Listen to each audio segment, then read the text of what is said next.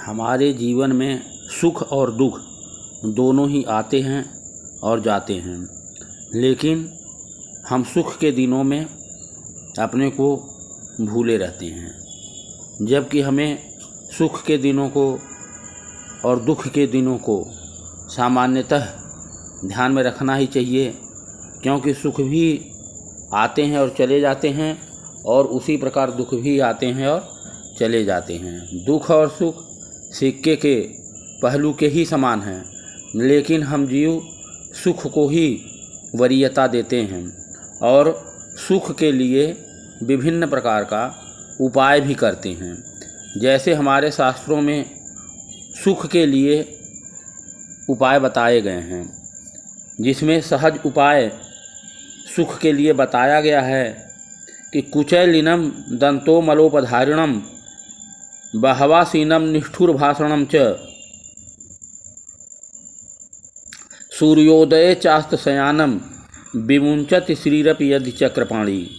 अर्थात गंदे कपड़ा पहनना, दांत डेली साफ न करना, गंदा रखना, दांतों पे मैल जमा रहना,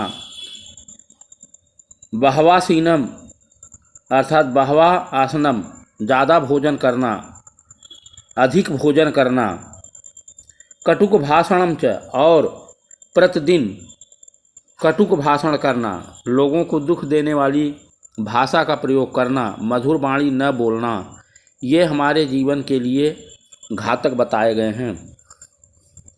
सूर्योदय चास्त शयानम अर्थात सूर्य के उदय के समय और सूर्य डूबने के समय सोते रहना भी हमारे दरिद्रता में बढ़ावा देता है। सूर्य उगते समय और डूबते समय हमें सूर्य की पूजा करें, जगें, इससे हमारा विकास संभव है।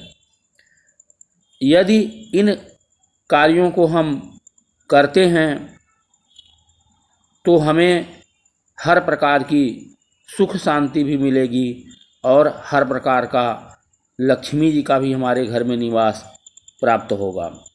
यदि भगवान विष्णु भी विमुंचत श्रीरपि यदि चक्रपाणी, यदि चक्रपाणी अर्थात भगवान विष्णु भी यदि इन कार्यों को करते रहें, जैसे गंदे कपड़े पहने, दांत साफ न रखें, कटुक भाषण बोलें, सूर्योदय और सूर्यास्त के समय सोएं, तो इस प्रकार से भगवान विष्णु भी ऐसा करते हैं तो लक्ष्मी जी उनका साथ छोड़ देती हैं। लेकिन कुछ ऐसे भी हमारे कार्य बताए गए हैं जिसके करने से हमारे घर में सुख और शांति स्वतः ही आती है। इनको हमें ध्यानपूर्वक करना चाहिए। जैसे मूर्खा यत्र न पूज्यन्ते धान्यम यत्र सुसज्जितम दाम्पत्ये कलहो नास्ति श्री स्वयं आगतः। अर्थात जहाँ मूर्खों की पूजा नहीं होती है, अर्थात जिस परिवार में, जिस घर में या जिस समाज में मूर्खों को लोग महत्व नहीं देते हैं, उनकी पूजा नहीं करते हैं। आज की प्रथा चल गई है कि पैसे अगर हैं तो मूर्ख भी विद्वान बना रहता है और उसको ही लोग बहुत समाज में इज्जत देते हैं। ऐसा नहीं होना चाहिए। धान्यम यत्र सुसज्जितम, और जहाँ अन्न की पूजा होती है, अन्न को महत्व दिया जाता है। उसको जैसे आप एक गिलास में चीनी घोलते हो और जल्दी जल्दी पी करके गिलास में नीचे बैठे हुए चीनी को आप नाली में डाल देते हो या फेंक देते हो, या इस प्रकार अन्न का नुकसान करते हो, तो इससे हमेशा हमें नुकसान ही होगा और लक्ष्मी हमारा निवास खत्म कर देंगी। दाम्पत्ये कलहो नास्ति, यदि दाम्पत्य जीवन में, हमारे पारिवारिक जीवन में, पति पत्नी में कलह नहीं है, लड़ाई नहीं है, प्रेम है, तो लक्ष्मी स्वतः ही हमारे घर में निवास करने आती है।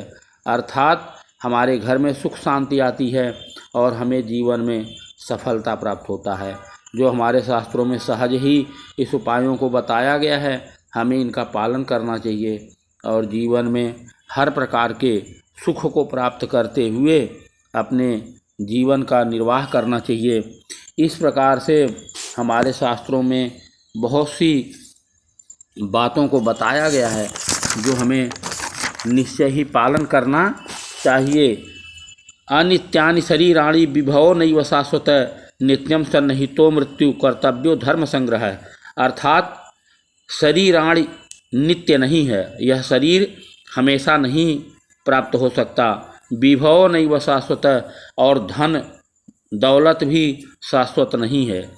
नित्य सन्निहितो मृत्यु, नित्य मृत्यु हमारे जीवन से लगा हुआ है, इसलिए हमें धर्म का संग्रह करना चाहिए, धर्म का पालन करना चाहिए, हर प्रकार का सोच विचार के काम करना चाहिए।